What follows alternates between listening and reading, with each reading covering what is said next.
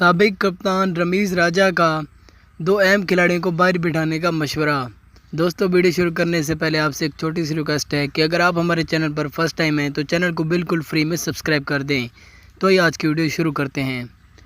سابق کپتان رمیز راجہ نے ایک انٹرویو کے دوران کہا ہے کہ چیمپئن ٹرافی میں پاکستانی فتوحات کی ایک اہم وجہ یہ تھی کہ درمیانی اوورز میں حریف ٹیموں کو تیزی سے رنز بنانے میں مشکل پیش آتی تھی۔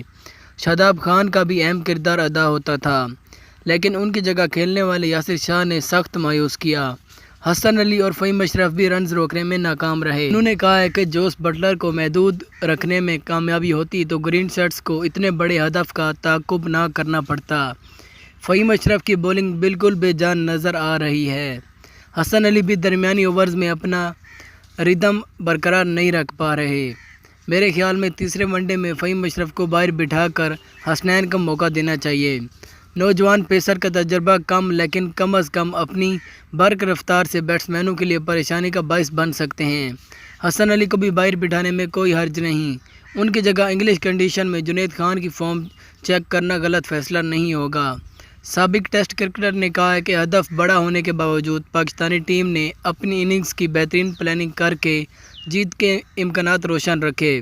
فخر زمان کی سنچری اپنی جگہ، بابر اعظم نے بھی کردار بخوبی نبھایا۔ آصف علی پاکستان ٹیم میں پاور ہیٹر کی کمی پوری کرنے کی صلاحیت رکھتے ہیں۔